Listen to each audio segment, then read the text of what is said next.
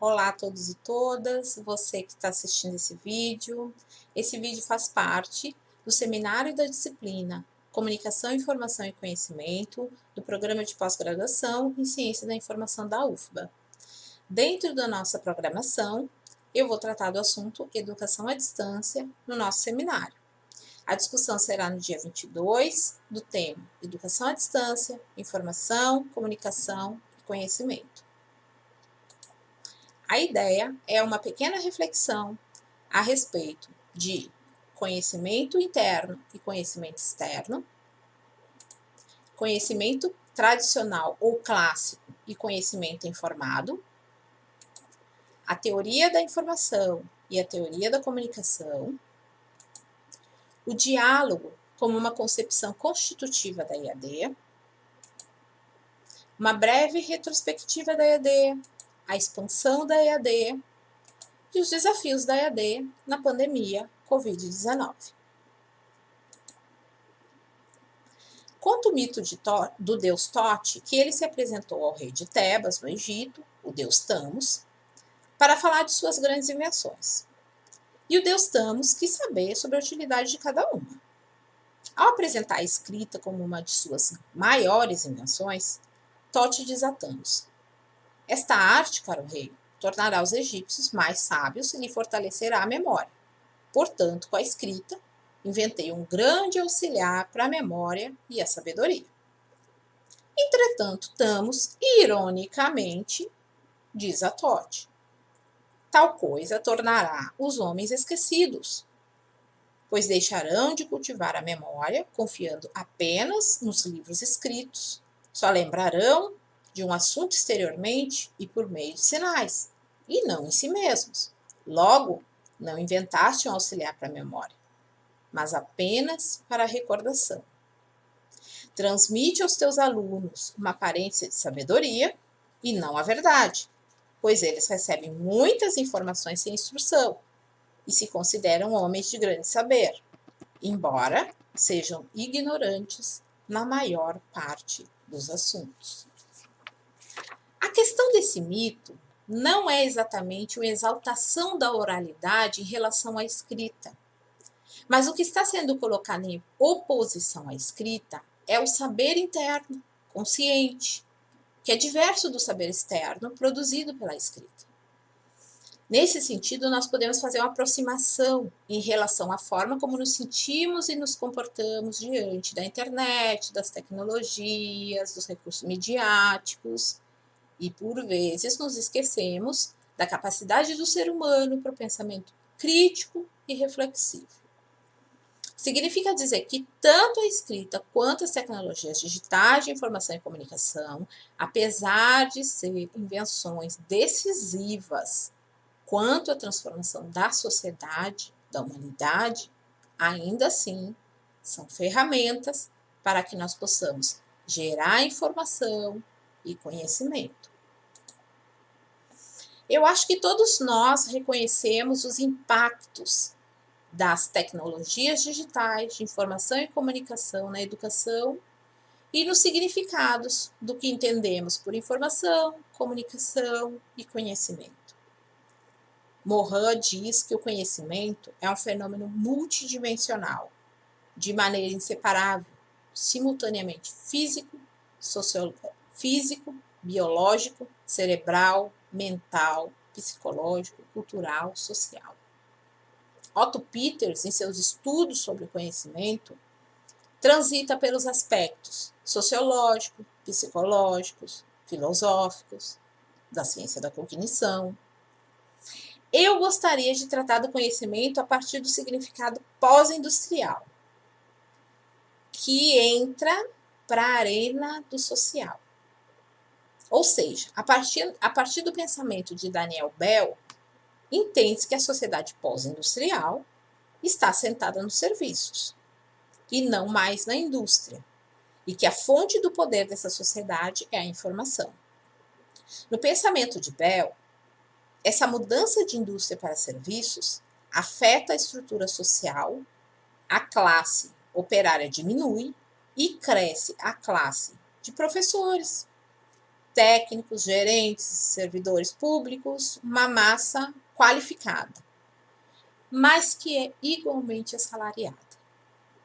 E ainda que Bell diga que a luta de classes perde a relevância e que o trabalho não é mais o centro da polarização de todas as discussões sociais, e eu não creio exatamente nessa ideia, eu acho que é sim uma reestruturação do mundo do trabalho, mas não apaga a luta de classes, né? Eu concordo com o pensamento de que o conhecimento e a tecnologia se transformaram no recurso central da sociedade. Só que o conhecimento e a tecnologia, como recurso da sociedade, não transformam todas as relações sociais existentes.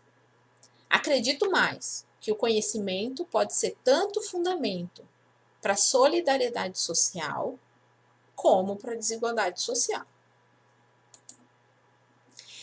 Em relação aos impactos das tecnologias digitais de informação e comunicação na educação, a mudança cultural e as transformações nos significados do que entendemos por informação e conhecimento. Entende-se que hoje nós temos a informação tradicional, mas também temos a informação tecnológica comunicativa. Temos o conhecimento tradicional, mas também temos que compreender e adquirir um novo conhecimento, que é o conhecimento do ambiente informatizado. Basicamente, quando pensamos no conhecimento clássico, a capacidade de resolução de problemas está orientada para a teoria. É um conhecimento perene, é o conhecimento dos livros, das bibliotecas. Ao adentrar o campo da sociedade do conhecimento, há uma mudança de paradigma e a capacidade de resolução de problemas na sociedade do conhecimento está orientada para os dados. A relevância se encontra no processo de elaborar e compartilhar esse conhecimento por meio de computadores. A esse conhecimento é que se chama conhecimento informado. O que é conhecimento informado? É o conhecimento que se baseia na interação entre um indivíduo e um computador, no qual o conhecimento interno e a informação externa são relacionados e integrados, utilizando-se busca elaborada individualmente, estratégias de avaliação e seleção, e desta forma estabelece uma relação simbiótica no que diz respeito ao tempo e à logística. A produção de conhecimento com a ajuda do computador torna necessário colocar o conhecimento em uma forma passível de ser processada, ou seja, em uma forma. Em relação ao conhecimento informado, observa-se que a quantidade de informação que é armazenada na rede não pode ser comparada com a dos livros e revistas. É muito maior. O conhecimento informado utiliza uma quantidade incrível de informações, lida com excesso de informações. O conhecimento informado é fracionado, tirado de diferentes contextos e correlações. O conhecimento informado exige competências diferentes para que seja formado. Um grau de abertura, de flexibilidade e disposição de utilizar comunicação virtual. Maior importância está no conhecimento do que nos conteúdos, com prazo de validade cada vez mais curtos. O conhecimento informado exige a organização consciente e metódica do conhecimento, ou o que nós chamamos de conhecimento do conhecimento. O conhecimento informado é sempre armazenado e volta à estrutura abstrata de dados. O que nós não podemos esquecer? Não podemos esquecer que máquinas não conhecem.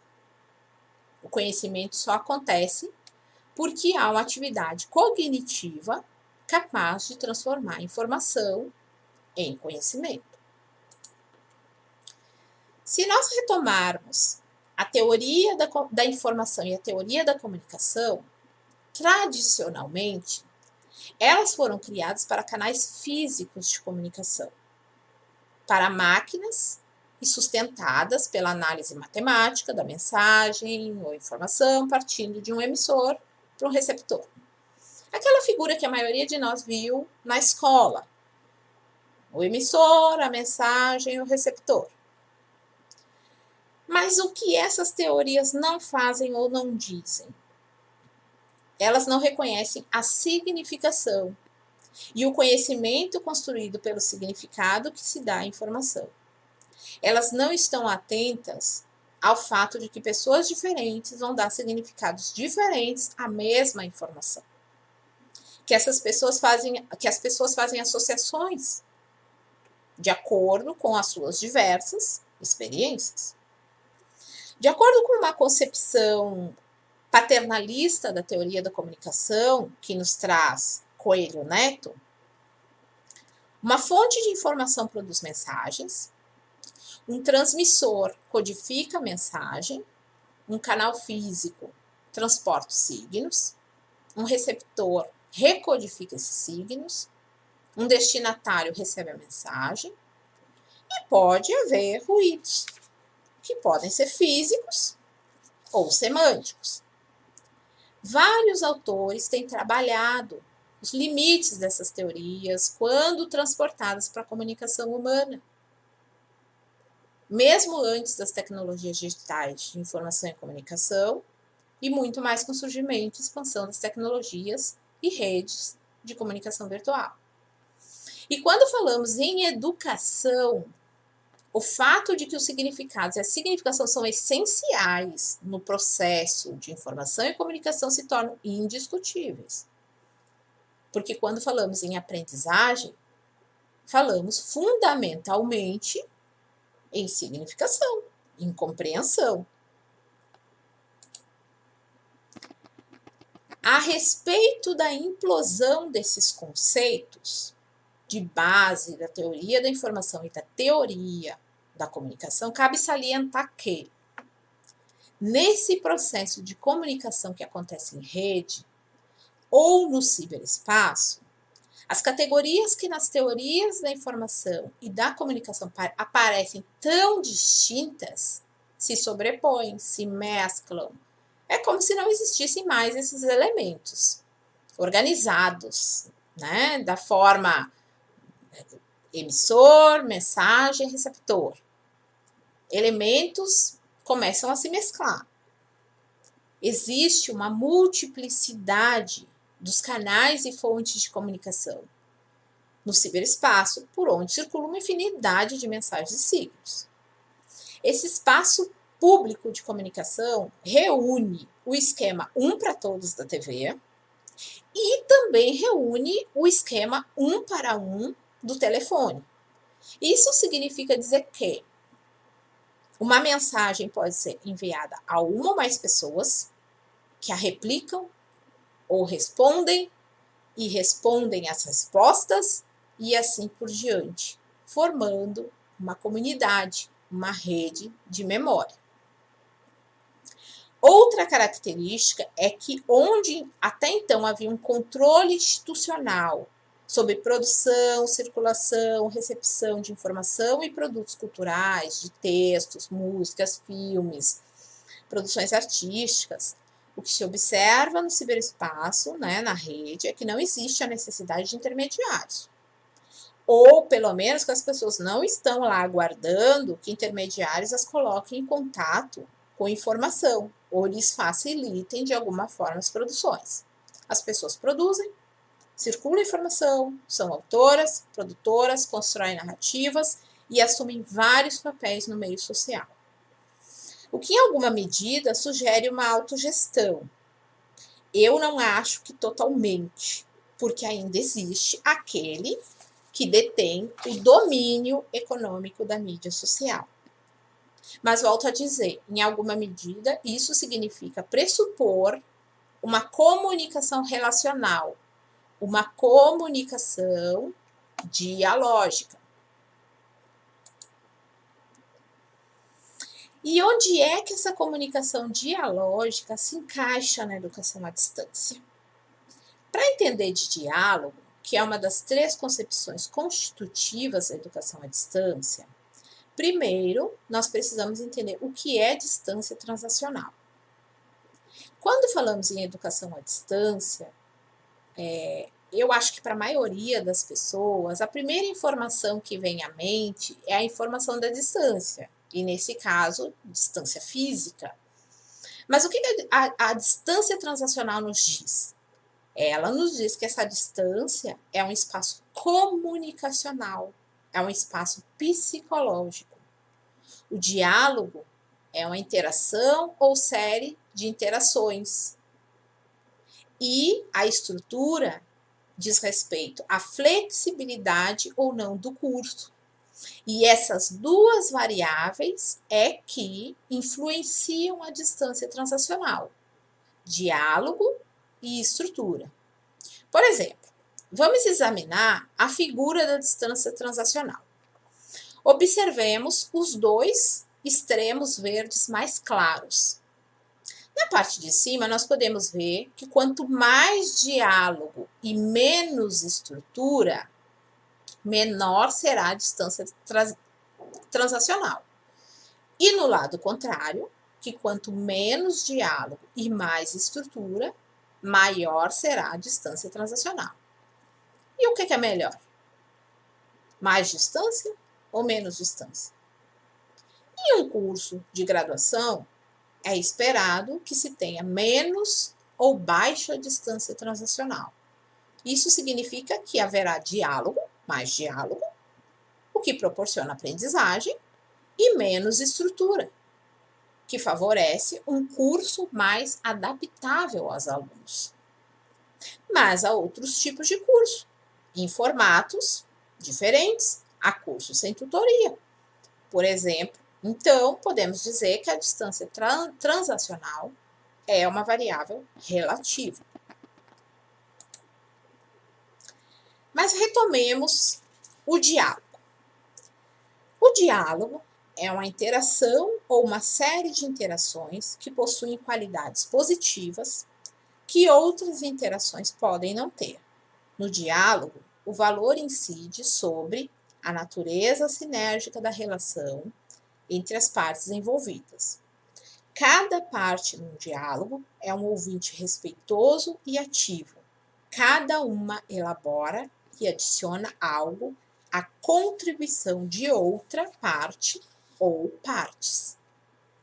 Bem, só que em relação ao diálogo, há uma série de elementos externos ou internos que influenciam esse diálogo.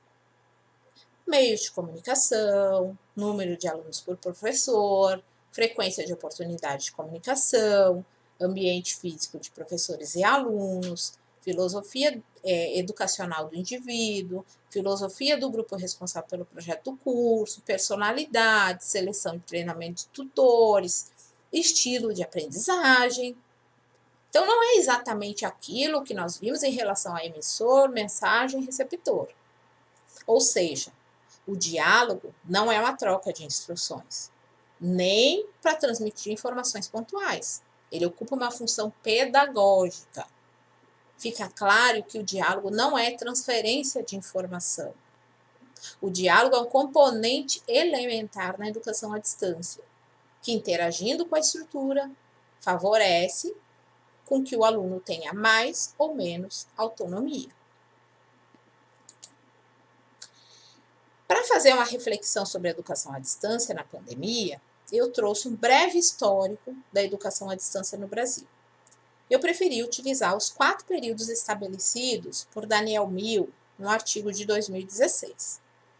Como a ideia central dessa conversa não é um histórico da EAD, então esse vai ser um breve histórico, com dados bem sucintos. Então, são 4 períodos que vão de pré-1996 a pós-2015. O primeiro período é pré-1996 e compreende a gestação da modalidade. É de se imaginar as discussões, as experiências, as frustrações, o preconceito com a EAD. tudo que foi discutido até que se achasse importante incluir a EAD na LDB de 1996. Nós podemos pensar ainda que nessa fase já existiam universidades EAD autônomas no mundo, mas no Brasil, as TDIC ainda estavam engatinhando. O que nós tínhamos eram cursos por correspondência e cursos transmitidos pela TV. Nós estamos falando de pré-1996, mas eu lembro que em 2002 eu estava na Faculdade Federal do Rio Grande do Sul fazendo a graduação e eu não tinha computador em casa e eu ficava até tarde no laboratório fazendo os meus trabalhos. E as máquinas da universidade eram totalmente obsoletas e a internet era absurdamente lenta. Certo? Acho que os mais jovens não tiveram essa experiência. Em relação ao segundo período, né? Vamos passar para o segundo período, que corresponde a 1996 até 2005. Este período está marcado pela entrada da educação à distância na legislação, mais especificamente na LDB, pelo artigo 80, que fala sobre incentivo ao desenvolvimento de programas de ensino à distância e sobre a regulamentação e credenciamento pela União. O Plano Nacional de Educação 2001-2010 também traz várias menções à educação à distância, inclusive uma seção inteira dedicada à educação à distância e tecnologias educacionais, com 22 metas. Alguns trabalhos que trazem a avaliação dessas metas. O que foi cumprido, o que não foi cumprido. Todos nós conhecemos a realidade de instalação, manutenção de computadores, internet nas escolas públicas. E reconhecemos ainda as disparidades e desigualdades, né, das capitais para os interiores ou entre regiões do nosso país. Além disso, nesse período, mesmo com os acertos e erros, de uma modalidade que começa a se desenvolver no país, nós podemos falar de alguns projetos. Eu trouxe 2 projetos só, mas tem outros projetos significativos. Então, o projeto Veredas, que formou quase 14 mil professores da rede pública de Minas Gerais, e o consórcio CEDERJ, no Rio de Janeiro, que oferece curso de graduações à distância. O projeto Veredas não existe mais, mas o consórcio CEDERJ ainda existe. Com essas e outras ofertas de ensino em rede de universidades públicas e privadas, surge a UAB, a Universidade Aberta do Brasil, criada em 2005, mas que só foi implementada em 2006. E é isso que a gente vai ver agora, no próximo período. Então, o terceiro período, nós temos a criação, implementação e expansão da UAB, com investimento público, né? São tempos dourados para a educação à distância, né? Movimentos de crescimento exponencial da EAD no país. Nós vamos ver isso em números. E é importante dizer que, embora, né, o Brasil não aceite a educação como um bem de serviço, o país tem estabelecido no seu território o maior conglomerado de ensino superior do mundo. Então, em 2014, o CAD autorizou a fusão entre a Croton e a Anhanguera, e o Brasil, né, considera a educação como um bem social, mas nós temos 75% do ensino superior do nosso país concentrado nas instituições privadas. Eu acho que cabe refletir sobre o papel das universidades públicas e o acesso universal ao ensino. Voltando à UAB. Ela foi criada com o objetivo de expandir os cursos de educação superior na modalidade à distância, promover o amplo acesso, principalmente pela interiorização do programa, atingir e desenvolver os municípios mais pobres e evitar a migração para os grandes centros urbanos. O foco do sistema são as vagas voltadas à formação de professores. Em 2014, o Brasil passa por uma crise política, o que vem a seguir para a UAB é um certo esgotamento, pelos sucessivos cortes de verbas, necessidade de reconfiguração, as universidades, pelo menos as públicas, começam a pensar na institucionalização da educação à distância. Então, é um cenário de reorganização. Quanto às tecnologias digitais de informação e comunicação, é um momento mais rico, porque nós temos aí uma melhoria de conexão com a internet. Evolução de dispositivos móveis não implica necessariamente inovação pedagógica, né? Mas implica inovação tecnológica. Passamos então para o quarto período. Aqui é um cenário prospectivo. Eu confesso que meu primeiro pensamento foi em relação a um cenário prospectivo. Esse artigo de 1000 é de 2016. E ele faz um cenário prospectivo a partir de 2015. Então, meu primeiro pensamento foi, sabe, de nada inocente. Porque quem poderia imaginar uma pandemia em 2020? Quem poderia imaginar que nós iríamos viver o que nós estamos vivendo hoje? De qualquer forma, eu acho que 1000 acertou, porque ele diz que esse período é um divisor de águas. Sim, um grande divisor de águas. Entre uma fase marcada pelos tempos áureos da modalidade e bem caracterizada pela UAB, né? E outra fase nebulosa e incerta. É o que nós estamos vivendo agora. Marcada pela reorganização dos modelos pedagógicos e pela talvez temporária, no caso ele diz, né, escassez de recursos. E agora nós sabemos que essa escassez de recursos pode não ser tão temporária assim. Esse novo cenário de interesses diversos, né, que para 1000 pareciam começar a se alinhar em termos políticos, econômicos, legais e dos pontos de vista público, privado, tecnológico e pedagógico, né? Eu acho que agora mais parece uma grande disputa de interesses. Bem, agora nós vamos falar sobre o crescimento exponencial da educação à distância. Mas antes de falar sobre crescimento exponencial, eu gostaria de fazer uma questão, né? Eu vi um vídeo do Fábio Gigman, do Mundo Maker, ele trabalha com educação tecnológica e inovadora, onde ele questiona: o que você gostaria de ganhar? Você prefere ganhar seu salário diariamente por 30 dias ou prefere ganhar 1 centavo hoje e dobrar diariamente o valor por 30 dias? Então, vou dar aí uns segundos, né? Para que meus colegas pensem sobre isso.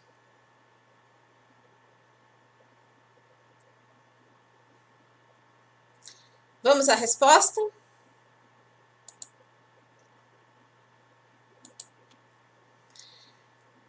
Até aproximadamente o 24º dia, o resultado vai ser o mesmo. Mas a partir daí, a mágica do exponencial acontece. E quem escolheu receber 1 centavo e dobrar diariamente começa a receber muito, muito mais. Isso tudo para dizer o quê? O que é crescimento exponencial?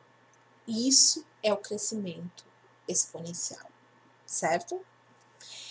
Esse crescimento, ele tem relação, no caso da educação à distância, ele tem relação estreita com a dinâmica de um mercado de serviços, de prestação de serviço em educação, que tem por base a lucratividade das empresas e pela rápida incorporação das tecnologias de educação, né? Essa relação com o mercado de prestação de serviços, com a educação à distância, ela é uma relação antiga. Ela surgiu historicamente com os recursos de instrução por correspondência. A EAD não é um empreendimento, a EAD é um empreendimento privado. A EAD não nasceu dentro da educação, né?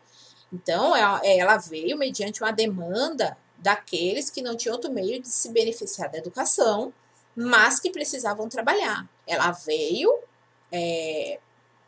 acompanhando a entrada no mercado produtivo, principalmente nas indústrias. Então, os dados são esses para 2005, 2015 e 2019. Vocês podem observar nesses dados o crescimento exponencial. Por que eu estou mostrando esses dados? Porque nós precisamos entender que por trás desses dados existe um alinhamento aos discursos dos organismos internacionais, como o FBI, Banco Mundial, por exemplo, que são propagados principalmente para os países em desenvolvimento. Então, desde a década de 90. Essas ideias de alavancagem da educação, mas com ideias de alavancagem da educação que vêm muito atreladas, muito relacionadas ao desenvolvimento de um mercado de educação. Existe ainda uma afinidade aos modos de produção, a organização científica do trabalho, isso a EAD, né? A incorporação das tecnologias de informação e comunicação, e nós temos na EAD uma regulação ainda no nosso país, uma EAD que ainda é frágil. Então, eu quero dizer, a expansão, ela acontece, mas existe todo um contexto que propicia essa expansão e que nós precisamos reconhecer.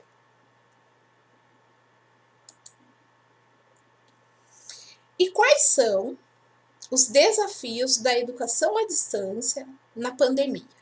Bom, para falar nesse momento, eu fui atrás de alguns textos, né, principalmente no portal de periódicos da CAPES, de textos de 2020 e 2021, que trouxesse principalmente as impressões dos professores, dos gestores, dos profissionais, dos alunos, em relação, né, porque foram eles que caíram de paraquedas nas aulas remotas. Então, e é até interessante, né, dizer que o que nós estamos vivendo nesse momento não é educação à distância.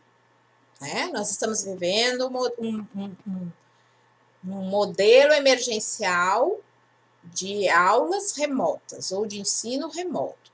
Eu poderia explanar sobre as diferenças, mas acho que basta dizer, né, que a educação à distância tem todo um planejamento, tem metodologia construído, né, tem um preparo técnico, metodológico do educador. Então, o que nós estamos vendo um programa emergencial de ensino remoto.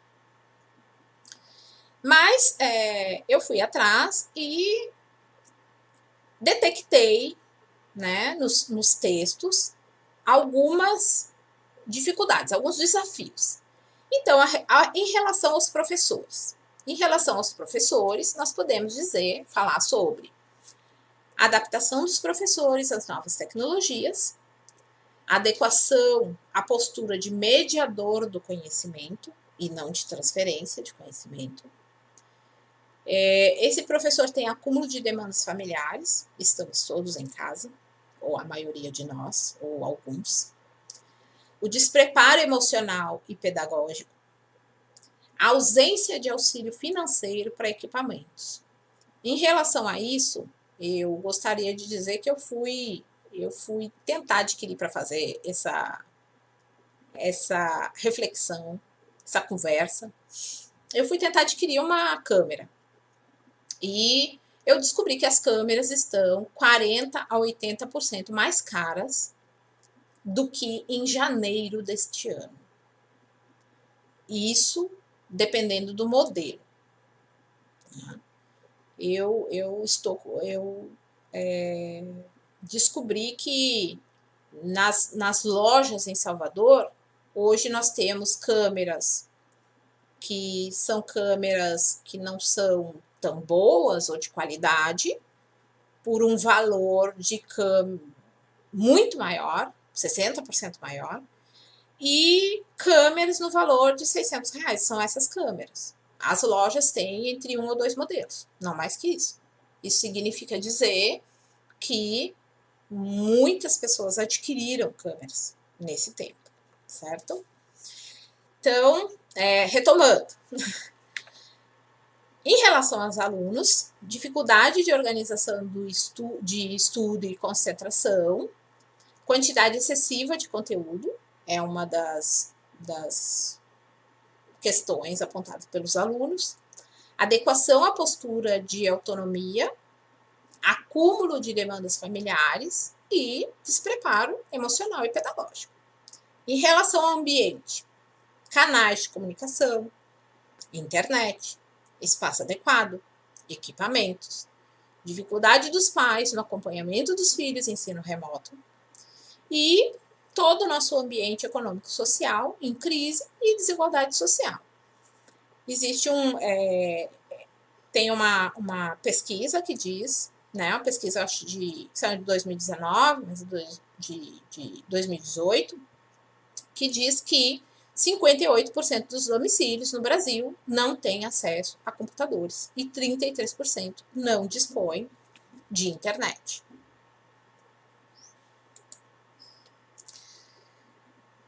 No livro La Vida Social de la Información, mais especificamente na introdução, os autores falam que viver na era da informação é como estar num carro conduzido por alguém dentro de um túnel. O que eles querem dizer com isso? Que o enfoque com fim único na informação mediada pelas tecnologias, no fim do túnel ou à nossa frente, deixa de fora o que está no entorno do túnel. O contexto, os antecedentes, a história, o conhecimento comum e todo o entorno social que envolve instituições, comunidade e pessoas. Eu não pude deixar de fazer uma relação com o que nós estamos vivendo nesse momento. É como se nós estivéssemos nesse túnel, olhando para frente, tentando alcançar de forma míope um resultado educacional nesse momento. Há um termo usado na administração que se chama miopia em marketing, que se refere a se concentrar nos produtos em vez de se concentrar nos clientes. No momento, estamos basicamente todos concentrados nas ferramentas de tecnologia, o que, de certa forma, não é ilegítimo, pelo momento e pela situação inesperada, mas sem observar o entorno do túnel, viajando com toda velocidade por um território desconhecido e sem nos concentrar nos nossos clientes, ou melhor, nos nossos alunos.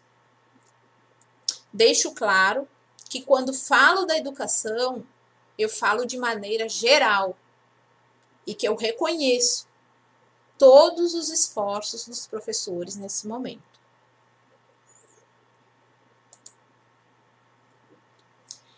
Para finalizar, e diante do cenário político, econômico e social que o país vive, o que se pode dizer é que existem algumas soluções pontuais em alguns estados que montaram projetos e programas com aulas pela TV, plataformas digitais, ambientes virtuais de aprendizagem, espaços digitais formativos e de troca para professores, centros de mídias. Mas não existe uma diretiva nacional sobre o ensino remoto. Eu encerro essa conversa com algumas reflexões sobre a educação à distância.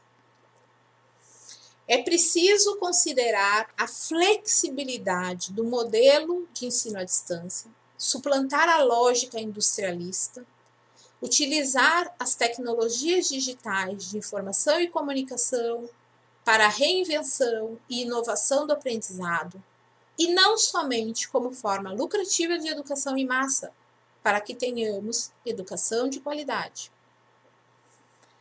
É preciso que nós possamos incluir propostas de formação híbridas e flexíveis na educação, ou dependendo do nível escolar, características dessas propostas.